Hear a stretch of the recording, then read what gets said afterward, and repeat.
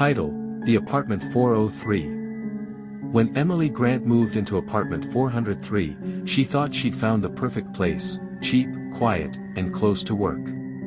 It was an old brick building, built sometime in the 1960s. The kind of place that smelled like dust and rain, where every hallway echoed when you walked through it. The landlord was a thin, quiet man who avoided eye contact. He handed her the keys and said, "Don't worry about the noise upstairs, there's no one living above you." She laughed awkwardly, thinking it was a joke. But later, she'd realize, he wasn't joking. Soft tension begins. The first few nights were peaceful. Then came the footsteps. At exactly 3:12 a.m. every night. Slow, dragging footsteps moved across the ceiling above her. Back and forth. Back and forth. Emily went upstairs to complain, but the door to apartment 503 was sealed shut with metal bolts and warning tape. When she asked the landlord about it, his face turned pale. "That apartment's been empty for years," he said. "No one's lived there since 2016. Slight fear tone. That night, she tried to record the sounds. At 3:12 a.m. right on schedule, the footsteps began, followed by a faint knocking.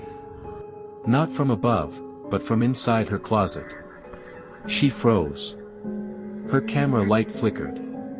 The knocking grew louder. Then stopped. She opened the closet, nothing. Just her clothes, and a cold draft that smelled like wet concrete. Pace increases, fear rising. The next morning, she checked her recording. No audio. Just static. And then, a single whisper, "Why did you move in?" Emily dropped her phone. She ran to the landlord's office, demanding answers. He hesitated, then said quietly, "The last tenant in 403, disappeared. Police said she was hearing things too. They never found her body."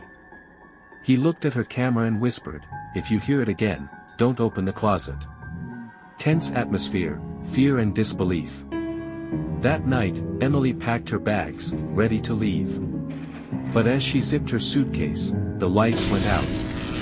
She grabbed her phone flashlight. The room was silent, too silent.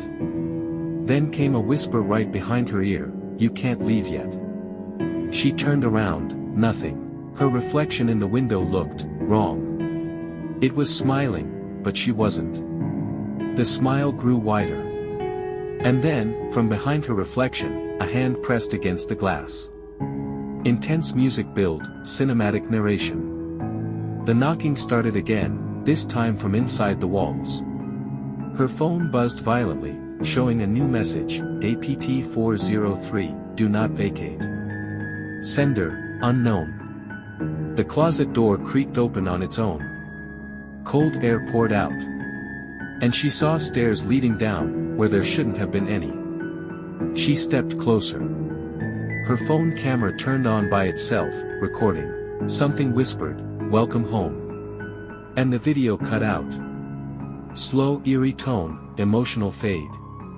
2 weeks later, the landlord listed apartment 403 for rent again. He told the new tenant the same thing, "Don't worry about the noise upstairs, there's no one living above you." Soft whisper. Sometimes, the cheapest place to live comes at the highest price.